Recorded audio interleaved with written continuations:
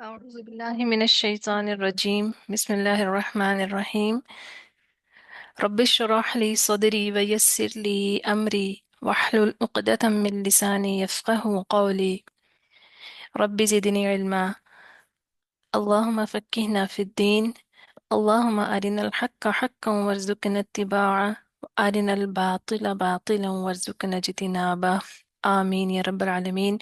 السلام عليكم ورحمة الله وبركاته. امید ہے کہ آپ سبھی مان اور صحت کی بہترین حالت میں ہوں گے۔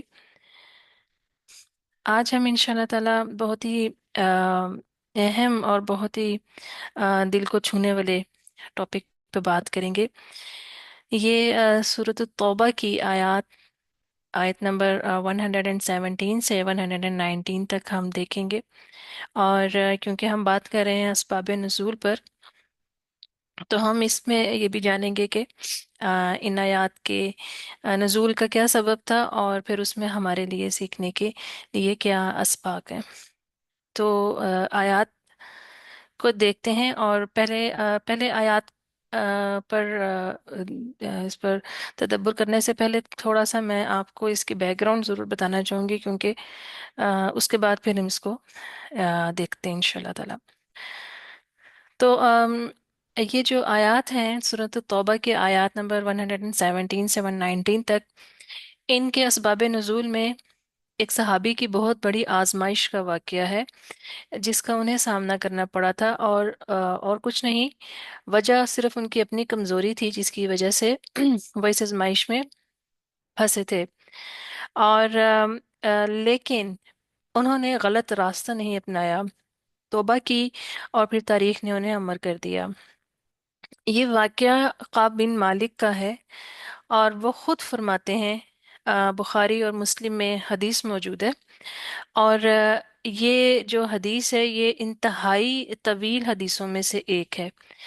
تو کعب بن مالک یہ فرماتے ہیں کہ میں نے رسول اللہ صلی اللہ علیہ وآلہ وسلم کے ساتھ ہر غزوہ میں شرکت کی سوائے غزوہ بدر کے، کیونکہ اس میں شرکت ضروری نہیں تھی۔ اور ویسے بھی آپ کو معلوم ہوگا کہ غزوہ بدر میں صحابہ جب نکلے تھے تو وہ جنگ کی غرض سے نہیں نکلے تھے۔ تو آ، اس کے بعد جب غزوہ تبوک کا وقت آیا، اور غزوہ تبوک فتح مکہ کی بعد ہوئی تھی، تو میں بغیر کسی شرعی عذر کے اس میں شامل نہ ہو سکا۔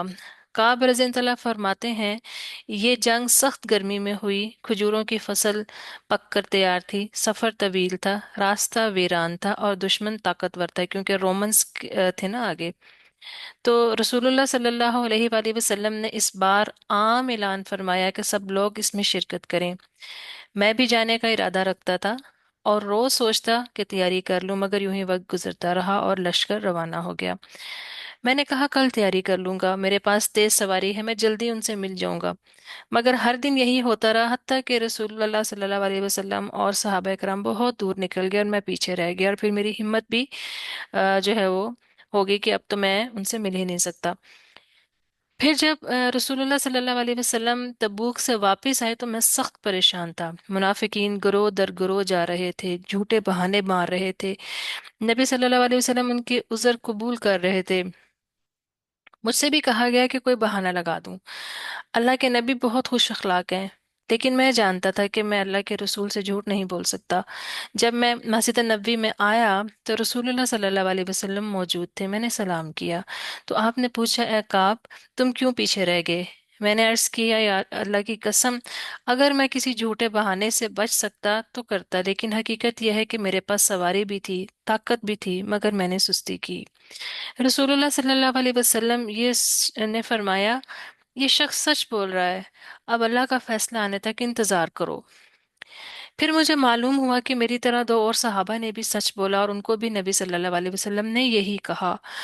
پھر رسول اللہ صلی اللہ علیہ وسلم نے کچھ دنوں کے بعد حکم دیا مجھ سے اور ان دو صحابہ سے، جن کے نام ہلال بن امیہ اور مرارہ بن ربیع، یہ دو صحابی تھے، یہ دونوں بھی بدری صحابی تھے، ان سے کہ ہم تینوں سے یہ کہا کہ ان سے کوئی بات نہ کرے، اور لوگوں نے ہم سے ملنا جلنا چھوڑ دیا۔ मुझे ऐसा लगा कि मैं अजनबी बन गया हूँ। मस्जिद में जाता तो कोई सलाम, मैं सलाम करता मगर कोई मुझे जवाब, उसका जवाब ना देता। मैं नबी सल्लल्लाहु अलैहि वसल्लम को सलाम करता तो आपके होंठों की जुम्बिश नोट करता। दूसरे दो सहाबी बड़ी उम्र के थे, वो घर में बंद हो गए, और मैं जवान था, मुझे बाहर निकलना पड़ता था। मैं फिर इसके बाद कुछ दिनों के बाद हुक्म हुआ कि अपनी बीवियों को भी उनके घरों में भेज दो। फिर एक दिन क्या हुआ कि मुझे शाह गस्सान, जो रूम का बादशाह था, उसका पैगाम आया कि हमें मालूम हुआ कि तुम्हारे नबी ने तुम पर जुल्म किया है, हमारे पास आ जाओ, हम तुम्हें एजाज करेंगे। मैंने फौरन वो खत जला दिया, और कहा कि ये भी एक और आजमाइश है। क्या मैं इतना गया गुजरा हूं कि अब मुझे ये भी खत लिखने लगे कि क्या इनकी इतनी हिम्मत है कि अबू बकर व उमर को खत लिखे। 50 दिन गुजर गए और मैं फजर की नमाज के बाद सख्त परेशान अपने घर की छत पर बैठा था, और जमीन अपनी फराखी के बावजूद तंग हो गई थी कि एक सहाबी दौड़ते हुए आए, बुलंद आवाज में कहा, ए काब, तुम्हारे लिए खुशखबरी हो, अल्लाह ने तुम्हारी तौबा कबूल कर ली है। मैं फौरन रसूलुल्लाह सल्लल्लाहु अलैहि वसल्लम के पास दौड़ा। साहबा कराम ने मुझे खुश आमदीद कहा, और मुझे इतनी खुशी थी कि मैं, जो शख्स मुझे अब ये खुशखबरी देने आया था, मैंने अपनी कमीज उतार के उसको दे दी। और जब मैं मस्जिद जाने लगा तो मुझे मालूम हुआ कि मेरे बदन के ऊपर कोई कपड़ा नहीं है, और मेरे पास सिर्फ वही एक कमीज थी। तो मैंने अपने हमसाये से एक कमीज उधार ली, जो उसने मुझे खुशी से दे दी। जब मैं मस्जिद पहुंचा तो आप सल्लल्लाहु अलैहि वसल्लम का चेहरा चमक रहा था। आप सल्लल्लाहु अलैहि वसल्लम ने फरमाया, काब, तुम्हें तुम्हारी नई जिंदगी के बेहतरीन दिन मुबारक हों। मैंने कहा, या रसूलल्लाह, क्या मेरी तौबा की निशानी ये होगी कि मैं अपना सारा माल सदका कर दूं? आप सल्लल्लाहु अलैहि वसल्लम ने फरमाया, नहीं, कुछ अपने पास रखो, वो तुम्हारे लिए बेहतर होगा। तो ये वाकया है, और ये वाकया बुखारी की हदीस में मौजूद है, और ये इंतहाई तवील है, तो इस क्लास में मैं आपको वो पूरा वाकया वर्ड टू वर्ड नहीं सुना सकती थी, इस वजह से मैंने उसकी सिर्फ मफहूम बयान किया है। अगर आप उसको पढ़ना चाहते हैं, बल्कि ज़रूर पढ़िएगा, क्योंकि बहुत ही खूबसूरत वाकया है। तो बुखारी की हदीस नंबर 4418, 4418 ये उसका नंबर है। आप उसको ज़रूर देखिएगा और उसको ज़रूर पढ़िएगा। तो अब आइए देखते हैं कि इन आयात में हमारे लिए क्या क्या पैगाम है। आयत नंबर 117। अऊज़ु बिल्लाहि मिनश शैतानिर रजीम। लक़द ताबल्लाहु अलन नबिय्यि वल मुहाजिरीन वल अंसार। क्या है कि बेशक अल्लाह ताला ने नबी पर और मुहाजिरीन पर और अंसार पर मेहरबानी की। ताबा जो है, ये जब अल्लाह ताला के लिए आता है तो मेहरबानी का और तवज्जो के मानी में आता है। फिर अल्लज़ीन तबऊ, और इन पर तवज्जो फरमाई, फिस्सातिल उसरती मिन बादी मा कादा यज़ीगुल कुलूबु, के जो तंगी के वक्त में नबी सल्लल्लाहु अलैहि वसल्लम के साथ रहे, जो इसका तबूक का जो सफर था, उसको सातिल उसरा का है, क्योंकि इंतहाई मुश्किल सफर था, और हर लिहाज से मुश्किल था, इस वजह से उसके लिए ये लफ्ज इस्तेमाल हुआ है। माकादा यजीगुल कुलूबु, के इसके बाद के करीब था कि इनके इनमें से एक गिरोह के दिल ही टेढ़े हो जाएं। फरीक मिनहुम, के इनमें से एक गिरोह के दिल टेढ़े हो जाएं। सुम्मा ताबा अलैहिम, फिर अल्लाह ताला ने उन पर मेहरबानी की। इन्नहु इन्नहु बिहिम रऊफुर रहीम, के फिर यकीनन अल्लाह ताला बहुत ज्यादा शफकत करने वाला और नहायत रहम करने वाला है। अच्छा, यहाँ पर अल्लाह ताला ने महाजरीन और अंसार की सबसे बड़ी खूबी जो बयान की है, जो अल्लाह ताला बयान फरमा रहे हैं, वो ये कि उन्होंने नबी सल्लल्लाहु अलैहि वसल्लम का मुश्किल वक्त में साथ दिया था, जबकि हालात इंतहाई मुश्किल हो गए थे। और अल्लाह ताला ने महाजिर और अंसार को इनके ईमान के किसी दूसरे पहलू से मुमताज नहीं किया, बल्कि सिर्फ मुश्किल वक्त में इस्तकामत को नुमाया किया। तो इसका मतलब है कि ईमान की सबसे बड़ी आजमाइश मुश्किल वक्त में साबित कदम रहना है। यही साअतुल उसरा यानी मुश्किल घड़ी है, जिसका सामना मुहाजिरिन और अंसार ने किया था, और यही आज के मुसलमानों की भी आजमाइश है। अच्छा, अब हम में से कोई तबूक तो नहीं जा रहा था, ही तबूक जैसा मामला जो है वो हमारे लिए आज موجود ہے، اور اس طرح سے ہم اپنے گھروں میں بھی، گھروں کے کام بھی ہوں، اگر ہم اس چیز کو اگر اپنے اوپر لاگو کریں کہ ہمارے لیے ساعت الاسرہ جو ہے وہ کیا ہے، مطلب آج کے دور میں مشکل وقت میں دین پر چلنے کا کیا مطلب ہے۔ مثال کے طور پہ کہ لوگ ہمیں اگر حجاب اتارنے کا کہیں، لوگ ہمیں ہمارے لیے اس طرح کے کلمات بولیں کہ تم لوگ ہر چیز میں اسلام کو لے آتے ہو، تم لوگ کہتے ہو کہ یہ نہ کرو وہ نہ کرو، پابندیاں لگاتے ہو، تو کیا ہمیں ہمارے لیے یہ سچویشن جو ہے وہ اسی طرح ہی ہے جیسے ساعت الاسرہ، یعنی کہ کیا ہم استقامت کے ساتھ جمے ہوئے ہیں اپنے دین پہ؟ جب دنیاوی فائدے کے لیے کسی حرام کام کی پیشکش ہو مگر ہم اپنے ایمان پر سمجھوتا نہ کریں، جب لوگ مذاق اڑائیں کہ نماز سے کچھ نہیں ہوتا پھر بھی ہم نماز پڑھیں، تو یہ ساری چیزیں جو ہیں یہ ہمارے لیے ساعت العسرہ ہے۔ کیا ہم ان سچویشنز میں، ان حالات میں استقامت پہ کھڑے ہوئے ہیں، دین پر کھڑے ہوئے ہیں، جمے ہوئے ہیں دین پر؟ پھر اگر ہمیں ایسا لگے کہ لوگ ہمیں چھوڑ گئے ہیں، ہم مس فٹ ہیں، ہم آڈ ون آؤٹ ہیں، تو کیا ہم اس ٹائم کیا کریں گے؟ کیا ہم ان جیسے ہی بن جائیں گے کہ ہمیں فٹ ان ہونا ہے، اللہ کے قریب ہوں گے، یا ان لوگوں جیسے بنیں گے یا وہ والا عمل کریں گے جیسے جو صحابہ نے کیا؟ تو عاجزی کے ساتھ اور اللہ کے ساتھ دعا اور نماز سے جڑنے کی ضرورت ہے۔ ہمارا سب سے بڑا مقصد اللہ کی رضا کا حصول ہونا چاہیے۔ اللہ تعالیٰ سورہ آل عمران میں بھی فرماتا نا، وَسَارِعُوا إِلَىٰ مَغْفِرَةٍ مِّن رَبِّكُمْ، کہ اللہ اپنے رب کی بخشش کی طرف دوڑو، اور اسی طرح ہی سورہ حدید میں بھی آتا ہے سابقوا الی مغفرۃ من ربکم، کہ اپنے رب کی مغفرت کی طرف دوڑو۔ تو جب کوئی شخص سچے دل سے توبہ کرتا ہے تو اللہ تعالیٰ اس کی توبہ قبول کرنے میں دیر نہیں کرتا۔ اگلی آیت جو ہے 118، اس میں ان تین لوگوں کی بات ہو رہی ہے جو غزوہ تبوک سے پیچھے رہ گئے تھے، جس کا میں نے ابھی آپ سے ذکر کیا ہے۔ تو اللہ تعالیٰ فرماتے ہیں وَعَلَى الثَّلَاثَةِ الَّذِينَ، اور کیا ہے کہ وہ تینوں پر بھی، یعنی پیچھے توجہ کی بات ہو رہی ہے نا، اللہ تعالیٰ نے توجہ کی تو ان تینوں پر بھی توجہ کی، الَّذِينَ خُلِّفُوا، جو پیچھے رکھے گئے، حَتَّى إِذَا ضَاقَتْ عَلَيْهِمُ الْأَرْضُ بِمَا رَحُبَتْ، یہاں تک کہ جب زمین ان پر تنگ ہوگی باوجود اس کے کہ وہ وسیع ہے، وَضَاقَتْ علیہم انفسہم، اور ان پر ان کی جانیں تنگ ہو گئی، وظنوا ان لا ملجا من اللہ الا الیہ ثم تاب علیہم لیتوبوا، اور یہ کہ انہوں نے جان لیا، وظنوا ان، ظن کے بعد جب ان آتا ہے نا تو وہ یقین ہوتا ہے، اگر خالی ظن ہو تو وہ گمان ہوتا ہے، جب ظن کے بعد ان آ جاتا ہے تو وہ یقین کا معنی رکھتا ہے، کہ وظنوا ان، کہ انہوں نے جان لیا، یقین کر لیا کہ اللہ تعالیٰ سے خود اس کے سوا کوئی جائے پناہ نہیں ہے۔ ثم تاب علیہم، پھر اللہ تعالیٰ نے بھی ان پر مہربانی کی، لیتوبو، کہ وہ توبہ کریں۔ ان اللہ هو التواب الرحیم، بے شک اللہ تعالیٰ بہت توبہ قبول کرنے والا، نہایت رحم کرنے والا ہے۔ اب یہ آیت بڑی بہت ہی خوبصورت ہے، اور اس کے اندر جو فریزز استعمال ہوئے ہیں بہت ہی خوبصورت ہیں، تھوڑا سا ان کو غور کرتے ہیں کیونکہ ہمارے لیے بہت زیادہ مطلب ہے اس میں سیکھنے کے لیے۔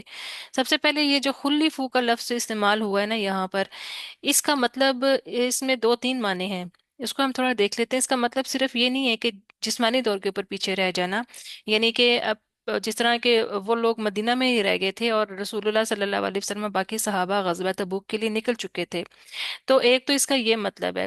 دوسرا یہ کہ رسول اللہ صلی اللہ علیہ وسلم نے ان سے تعلق توڑ لیا تھا، واپسی پر انہیں نظر انداز کر دیا، جو ان کے لیے سب سے بڑا امتحان تھا۔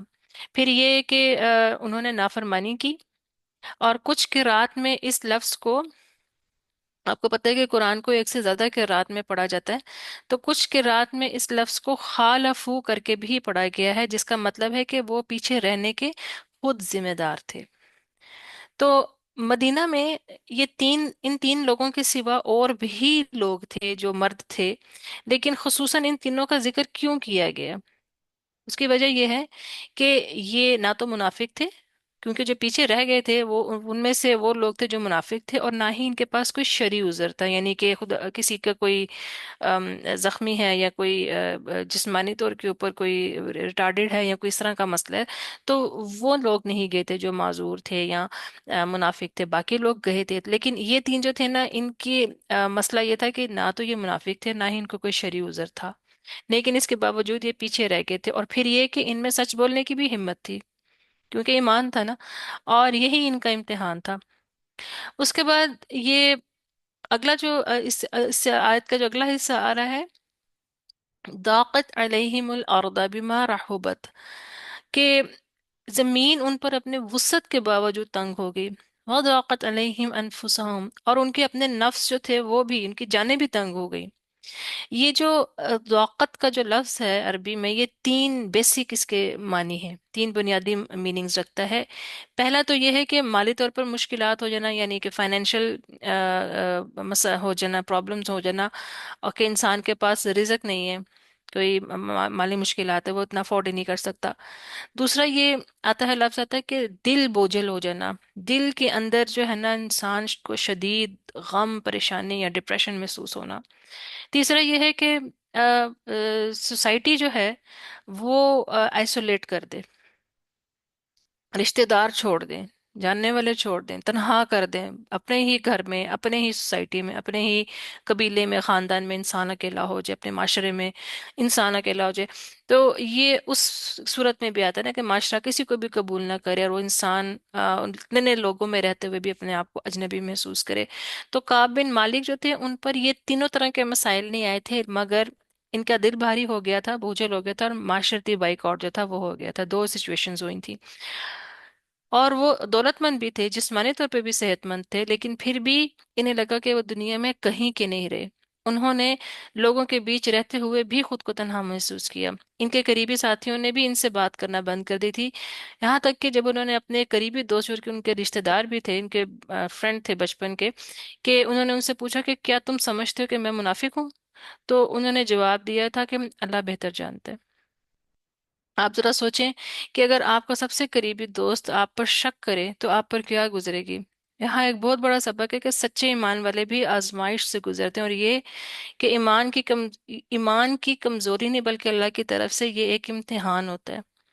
اور آپ کے رشتوں میں شک ان کو ختم کرنے کے مترادف ہوتا ہے، یعنی کہ وہ جس سچویشن میں گزرے تھے، اور کیونکہ ایک ڈاؤٹ کریٹ ہو گیا تھا نا، مطلب ایک سوسائٹی نے سب ان کو چھوڑ دیا اور ایک آئسولیٹ کر دیا، اور ملٹیپل چیزیں ہو رہی تھی. تو یہ بھی ایک، ہمیں یہاں سے یہ بھی ایک جو ہے نا وہ سبق ملتا ہے. پھر یہ کہ سچ بولنے کا انعام جو ہے اللہ کی طرف سے معافی. کعب بن مالک نے خود رسول اللہ صلی اللہ علیہ وسلم کے پاس جا کر سچ بولا تھا، پھر اللہ تعالیٰ نے ان پر رحم فرمایا. اچھا، اس آیت کا اگلا حصہ جو ہے ثم تاب علیہم لیتوبوا، یہ بھی بہت خوبصورت بات ہے اس میں. یہ دیکھیں کہ پھر اللہ نے ان پر توجہ فرمائی تاکہ وہ توبہ کریں. تو یہاں سوال یہ پیدا ہوتا ہے، کیا ہم پہلے اللہ سے محبت کرتے ہیں یا پھر اللہ ہم سے محبت کرتا ہے پہلے؟ اللہ ہم سے پہلے محبت کرتا ہے. قرآن ہمیں یہ بتاتا ہے کہ اللہ پہلے محبت کرتا ہے اور پھر ہمیں توبہ کی توفیق دیتا ہے. اگر اللہ ان تین صحابہ پر پہلے مہربان نہ ہوتا تو وہ کبھی بھی توبہ کی راہ جو ہے نا وہ اختیار نہ کرتے. یہی وجہ ہے کہ ہمیں کبھی بھی اللہ کی رحمت سے مایوس نہیں ہونا چاہیے. سورۃ المائدہ میں بھی آتا ہے نا، یحبہم ویحبونہ، کہ جن سے وہ محبت کرے گا وہ اس سے محبت کریں گے. اس ایک آیت کا حصہ ہے. اور یہ آیت واضح بھی کرتی ہے کہ پہلے اللہ محبت کرتا ہے پھر بندے اس سے محبت کرتے ہیں. یعنی اللہ کی محبت جو ہے نا وہ ایک ٹریگر کی طرح ہوتی ہے. جب اللہ محبت کرتا ہے تو وہ بندے کے دل میں بھی اپنی محبت ڈالتا ہے. اور یہی چیز جو ہے یہ سورۃ توبہ کے اس حصے میں بھی جو ہے وہ بتائی جا رہی ہے کہ ثم تاب علیہم لیتوبوا، یعنی کہ پھر پہلے اللہ نے ان پر توجہ فرمائی تاکہ وہ توبہ کریں، یعنی کہ توبہ کی توفیق اللہ تعالیٰ نے دی.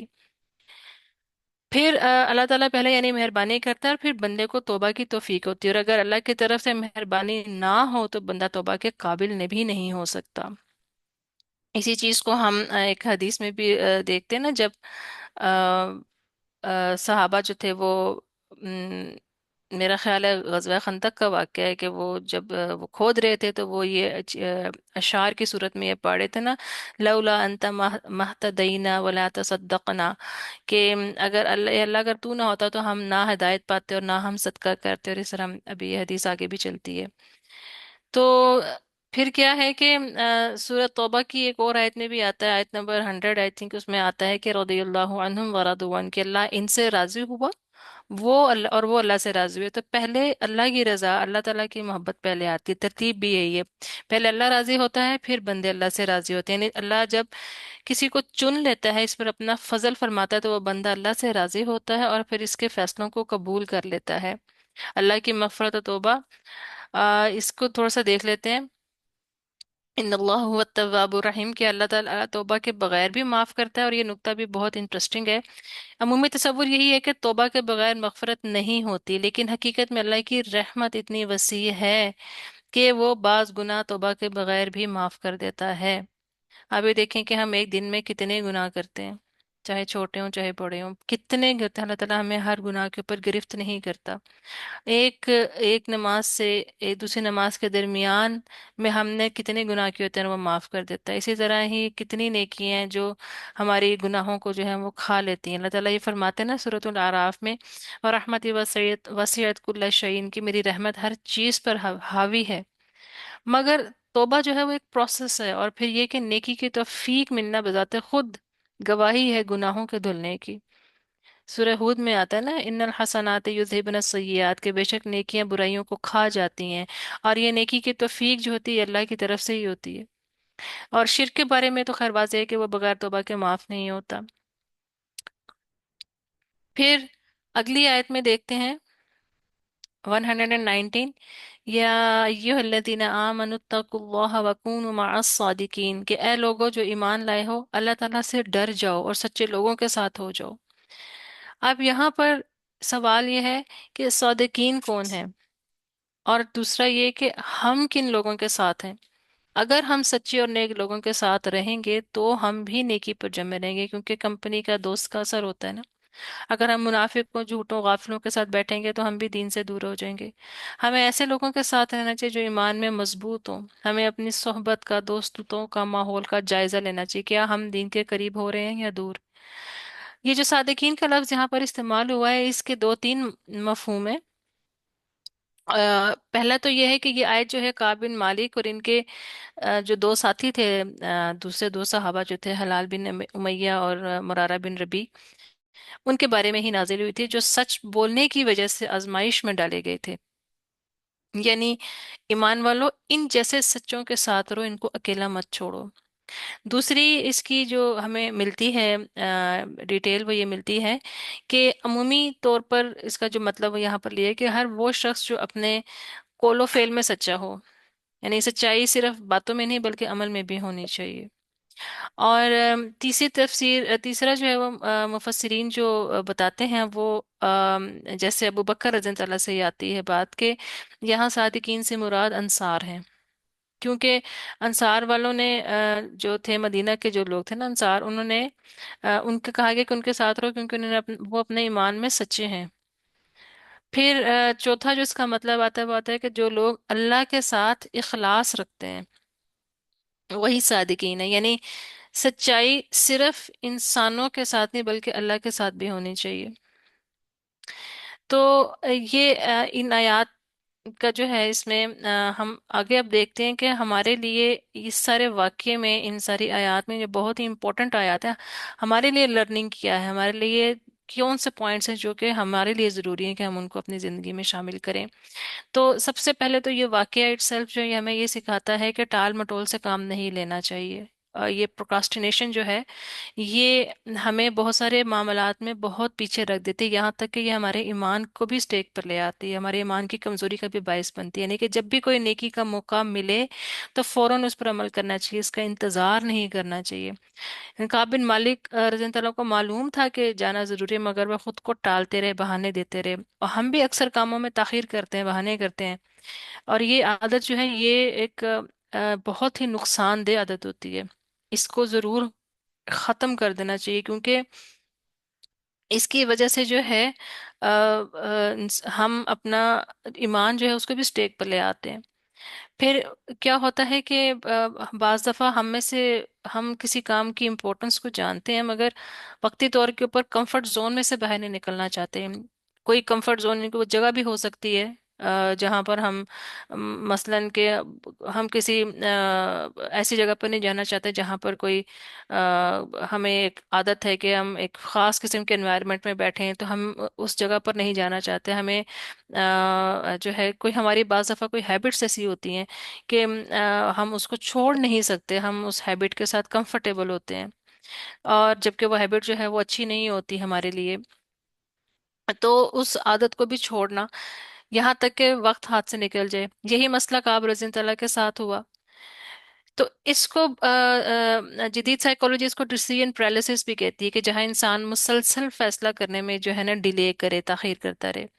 फिर हमारे लिए जो सबसे अहम जो पॉइंट है वो क्या है कि सच्चाई और ईमानदारी की ताकत। यानी कि अगर काब रज़ी तआला झूठ बोलते तो शायद वक्ती तौर पर बच जाते, मगर वो अल्लाह के सामने सच्चे रहे। ईमानदारी मुश्किल है, मगर आखिरत में इज्जत और कामयाबी की जमानत है।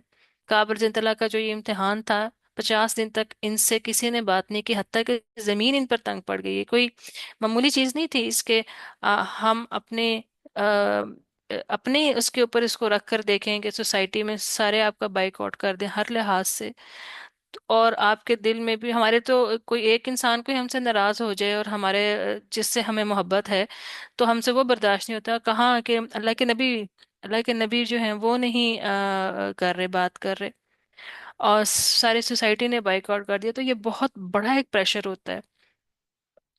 फिर क्या है कि अल्लाह अल्लाह को बंदे की सच्चाई पसंद है, मगर उसका इम्तिहान भी दिया जाता है ना, ठोक बजा कर देखा जाता है, क्योंकि ईमान उनको महबूब था। तो इस आदत जो उनकी जो ये डिले करने वाली जो आदत है, इसको खत्म करने के लिए ईमान को स्टेक पर लाया गया, क्योंकि ये वो चीज थी जिसके ऊपर वो नहीं कर सकते थे, उसको जो है वो छोड़ नहीं सकते थे।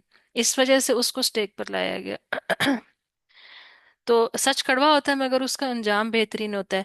फिर क्या है कि आजमाइश सख्त तरीन थी। तन्हाई और जहनी दबाव का सामना था। काब रज़ी अल्लाह को शदीद तरीन बाइकआउट का सामना करना पड़ा था, मगर उन्होंने सब्र किया। जिंदगी में कभी ऐसा वक्त आ जाता है जब हमारे सही होने के बावजूद भी सब दूर हो जाएं, तो उस टाइम हम क्या करेंगे? हमें अल्लाह पे यकीन रखना है, अल्लाह से मायूस नहीं होना, चाहे जितनी भी बड़ी गलती हो। ये याद रखना है कि अल्लाह ताला की रहमत हर मुश्किल से बड़ी है। और फिर क्या है कि नबी सल्लल्लाहु अलैहि वसल्लम और जब सहाबा रवाना हुए, तो काब रज़ी अल्लाह को शर्मिंदगी होने लगी जब उन्होंने ज्वाइन नहीं किया। और जब वो वापस आए, तो अब उनके ऊपर ये पीयर प्रेशर आ गया, और उनको शर्मिंदगी होने लगी। वो खुद को बहलाने लगे कि अब भी मौका है। लेकिन जब दिन गुजरते गए और वो जब वापस ना जा सके, और फिर अल्टीमेटली जब नबी सल्लल्लाहु अलैहि वसल्लम वापस आए, तो अब एक इंसान की एक सेल्फ इस्टीम और उसकी ईगो, और अपने आप को, कोई भी इंसान अपने आप को नहीं पसंद करता कि उसको गलत समझा जाए, गलत उसको जाना जाए।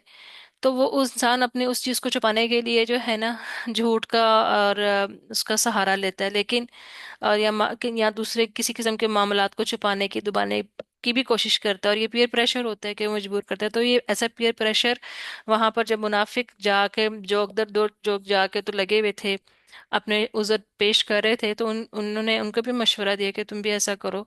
मगर वो जो ईमान की जो चिंगारी थी, जो उनके अंदर जो ईमान का नूर था, उसने उनको नहीं करने दिया, कि वो उस प्रेशर में नहीं है, उन्होंने उस चीज़ को कबूल नहीं किया। जबकि वो जानते थे कि मैं इस चीज़ का इतराफ़ करूंगा तो ये मेरे लिए बायस शर्मिंदगी भी है, और मुझे इसके ऊपर हो सकता है कि मुझे ये चीज़ जो है उसका मुझे अजाला करना पड़ा। और उन्होंने बहुत ज़्यादा अजाला किया इसका, मगर उन्होंने फिर भी इस प्रेशर में आए बगैर जो है सही रास्ता इख्तियार किया। तो हमारी ज़िंदगी में भी ऐसे प्रेशर आते हैं, हम बाज़ दफ़ा डिप्राइव होते हैं बहुत सारी चीज़ों से, लेकिन हमने रास्ता सही इख्तियार करना है। और फिर इम्पोर्टेंट चीज़ की गुनाह के बाद वापसी, यानी कि उन्होंने गलती की मगर वापसी का रास्ता इख्तियार किया।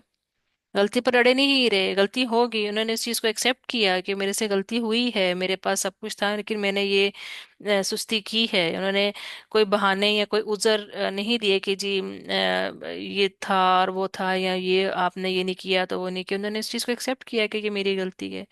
वो गलती पर अड़े नहीं रहे, जमे नहीं रहे, और तौबा का रास्ता अख्तियार किया। तो कोई भी शख्स कितना ही बड़ा गुनाह कर ले, अल्लाह की रहमत का दरवाजा हमेशा खुला रहता है। लेकिन ये मतलब नहीं है कि नारे लगा लगा के अल्लाह माफ कर देगा, अल्लाह बख्शने वाला है, और फिर जानबूझ के, जानते बूझते हुए जो है गलतियां करते जाएं करते जाएं। तो फिर सही वक्त पर सही फैसला करें। अगर गलती हो जाए तो फौरन पलट आए। वक्त निकल जाए तो तौबा करनी भी फिर मुश्किल हो जाती है, भारी हो जाती है, और शैतान वर्गलाना शुरू कर देता है, और फिर मुश्किल से मुश्किल तरीन होता जाता है। मुश्किलात में ईमान का इम्तिहान।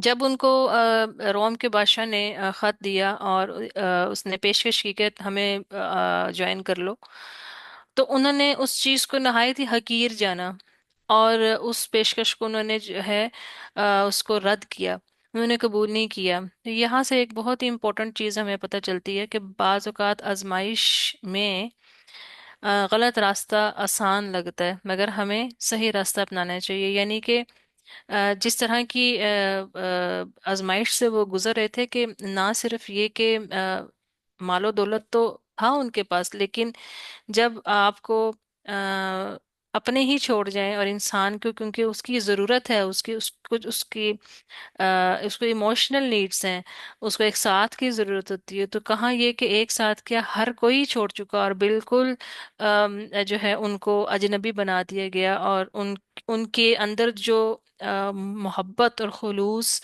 और जो ईमान का जो उसकी जो थी मान मौजूद था, उस चीज को भी पर भी डाउट किया जाने लगा। तो ये एक बहुत ही तकलीफ दे मरहला होता है कि आप अपने आप के लिए ये साबित करना मुश्किल हो जाता है कि क्या आप इतने आप सच्चे हैं, आप दूसरों के खैर ख्वाह हैं। तो जब इंसान इस स्टेज पर आता है, और अगर अगला वहाँ सामने से उसको ऐसी वैलिडेशन ना मिल रही हो, तो इंसान फिर दूसरों की तरफ जाता है, उन लोगों की तरफ चला जाता है जो उसको वैलिडेट करें। ये एक ह्यूमन नीड है। और इस लेकिन इस सारी आजमाइश के बावजूद उनके अंदर ये चीज थी, उनको ये वैलिडेशन चाहिए थी। वो उनके अंदर ये चीज वो इस आजमाइश से गुजर रहे थे, वो खाली हो चुके हुए थे इस चीज से, और उनको इस चीज की जरूरत थी, मगर उन्होंने इस मुश्किल वक्त में भी एक्सप्लॉयटेशन जो थी ना उसको कबूल नहीं किए। यानी कि उनको इस चीज का बिल्कुल ज़रूरत थी कि उनको एक्सेप्टेंस मिले, मगर उन्होंने गलत रास्ता इख्तियार नहीं किया, उनको गलत रास्ता जगह से एक्सेप्टेंस नहीं चाहिए थी। तो ये हमारे लिए ये चीज़ बड़ी इंपॉर्टेंट है, क्योंकि होता यही है कि अगर आपके अपने करीबी जो हैं आपको वैलिडेट नहीं कर रहे, तो फिर इंसान जो है वो दूसरे सोर्सेज की तरफ जाना शुरू कर देता है। चाहे वो बाज़ दफ़ा ये होता है कि वो लोग जो एक्सप्लॉइटर्स होते हैं, जो फ़ायदा उठाना चाहते हैं, चाहे वो फैमिली में हो चाहे आउटसाइडर हो, वो फिर जो है इन चीज़ों का फ़ायदा उठाते हैं। तो ये बहुत इंपॉर्टेंट चीज़ है। और ये उस टाइम तक उसी टाइम मुमकिन है कि जब आपका टारगेट हो, आप फिक्स्ड हो, आपका गोल फिक्स्ड हो, आपका मकसद वाजे हो, और आपने अपने आप को बिल्कुल जो है वो किया हुआ है, फोकस्ड किया हुआ है, तो फिर आप उस चीज़ से नहीं हटते। अदरवाइज जो है इंसान जो है एक्सप्लॉइट हो जाता है। तो बाज़ औक़ात आजमाइश में जो है वो गलत रास्ता आसान लगता है, मगर हमें सही रास्ते पर ही चलना है। और आजमाइश का मतलब ये नहीं कि अल्लाह ताला ने छोड़ दिया, बल्कि वो अल्लाह आपको अपने करीब कर रहा है। इसलिए सब्र और इस्तिकामत जो है, यानी रेजिलियंस जो है, ये बहुत ज़रूरी है। और ये इमोशनल इंटेलिजेंस की भी यहाँ से हिकमतें पता चलती है ना, कि अपने इमोशंस को रेगुलेट किया हुआ था, उनके ऊपर कंट्रोल था, सेल्फ अवेयरनेस थी। तो काब रज़ी अल्लाह ने अपने अंदरूनी जज्बात और कमजोरियों को पहचाना और हकीकत का सामना किया। अगर उनको अपनी अवेयरनेस ही ना होती, तो वो इस चीज को एक्सेप्ट नहीं कर सकते थे। उनको अवेयरनेस थी इस चीज की कि یہ جو ہے میرے سے یہ کوتاہی ہوئی ہے، تو انہوں نے اس چیز کو مانا، اور جب اس کو مانا تو وہاں سے اصلاح کا سفر جو تھا شروع ہوا، کیونکہ کسی بھی چیز کی اصلاح کرنے کے لیے پہلے اپنی کمی کوتاہی کو یا غلطی جو ہو جاتی ہے اس کی ایکسیپٹنس ضروری ہوتی ہے، اس کی ایکسیپٹنس کے بغیر جو ہے اصلاح کا سفر شروع نہیں ہو سکتا۔ چونکہ اس وقت ان کی کیفیت یہ تھی کہ ان کو آ، جو ہے کہ میں خیر آپ کو بتا دیا کہ ان کو کیونکہ ضرورت تھی کہ لیکن انہوں نے وہ غلط ویلیڈیشن، غلط جو تھی اپنی ویلیڈیشن کی جو پیاس تھی انہوں نے غلط جگہ سے نہیں بجھائی۔ اس کے بعد یہ بات میں نے آپ کو بتا دی ہوئی ہے، ٹھیک ہے؟ یعنی کہ رسپانسبلٹی، یعنی سیلف رسپانسبلٹی جو تھی اس کا بھی احساس تھا، آنرشپ تھی کہ وہ اپنے انہوں نے اپنے ایمان کی، اپنے دین کی آنرشپ لی، اور اس وجہ سے جو ہے انہوں نے اپنے کوئی بہانہ نہیں بنایا بلکہ اپنی غلطی کو تسلیم کیا، جو کہ ایک بالغ اور سمجھدار اور باشعور انسان کی پہچان ہے۔ پھر یہ کہ صبر اور استقامت، یعنی ریزیلینس، یعنی کہ آزمائش میں وہ ثابت قدم رہے، اللہ کے فیصلے کا انتظار کیا، یہاں تک کہ آسمان سے ان کی توبہ کے قبول ہونے کی بشارت ہے۔ اور یہاں پر آپ یہ دیکھیے کہ یہ ایک ان کو اس دنیا میں ہی توبہ کے قبول ہونے کی بشارت مل گئی۔ وہ اللہ کے مطلب وہ تھے صحابی تھے اس ٹائم، اللہ تعالیٰ قرآن نازل فرما رہا تھا، تو صحابہ کو کی یہ کتنی خوش قسمتی تھی کہ ان کو قرآن جو تھا وہ ان کے بھی جو ہے ان کے لیے بھی نازل ہوتا تھا۔ تو ہماری زندگی کے اندر بہت دفعہ ایسے لمحات، ایسے جو سچویشنز آ جاتی ہیں کہ ہمیں جو ہے ہم اس طرح کی آزمائشوں سے گزرتے ہیں، اور بعض دفعہ اس میں کہیں نہ کہیں ہماری بھی خطا ہوتی ہے، تو ہمیں پہلے اپنے اوپر سیلف چیک ضرور کرنا چاہیے کہ اگر کوئی چیز جو ہے وہ اس طرح نہیں ہوئی جس طرح ہم پلان کر رہے ہیں، یا ہم جو کرنا چاہتے ہیں، یا کوئی کوئی ایک پرابلم کریٹ ہوگی، کوئی کرائسس آ گیا ہے، تو ہمیں پہلے ایک نظر اپنے اوپر ضرور ڈالنی چاہیے کہ اس میں میرا کتنا رول ہے۔ میں نے تو کچھ غلط نہیں کیا، کچھ میرے سے تو کوتاہی نہیں ہوگی، میں تو کچھ غلط نہیں کر کے بیٹھ گیا یا بیٹھ گئی۔ تو اس میں اپنے آپ کو ایک دفعہ سیلف چیک ضرور کرنا چاہیے، اور اگر آپ کو اپنی غلطی کا، کمی کوتاہی کا احساس ہو تو ضرور نہ صرف یہ کہ توبہ استغفار کریں، بلکہ اس کمی کو، اس کوتاہی کو دور کرنے کی بھی کوشش کرنی چاہیے، اور اس کے لیے پھر سٹیپس لینے چاہیے۔ اور چینج جو ہوتا ہے وہ کبھی بھی ایک رات میں نہیں آتا، لیکن اگر آپ سفر شروع کرتے ہیں نا تو آپ ایک بیج بو دیتے ہیں، پھر آپ پھر بس آہستہ آہستہ چلنا شروع ہو جائیں۔ جب انسان پہلا قدم اٹھا لیتا ہے اس کے بعد آہستہ آہستہ آہستہ انسان بڑھتا جاتا ہے۔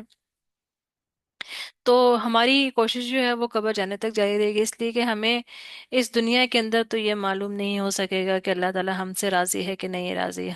ہاں، ہم امید اچھی رکھ سکتے ہیں، اور ہم دعا کرتے ہیں اور ہم کوشش جاری رکھتے ہیں۔ تو اب یہاں پر بھی میں اپنی بات ختم کروں گی۔ اللہ تعالی ہم سب کو دین پر جمنے اور استقامت اختیار کرنے کی توفیق عطا فرمائے، اور اپنی آزمائشوں سے بچا کے رکھے، اور اگر اللہ تعالی نے کسی کو آزمائش میں ڈال دیا تو اللہ تعالی ان کو ثابت قدم بھی رکھے۔ سبحانك اللهم وبحمدك أشهد أن لا إله إلا أنت أستغفرك وأتوب إليك۔ السلام عليكم ورحمة الله وبركاته۔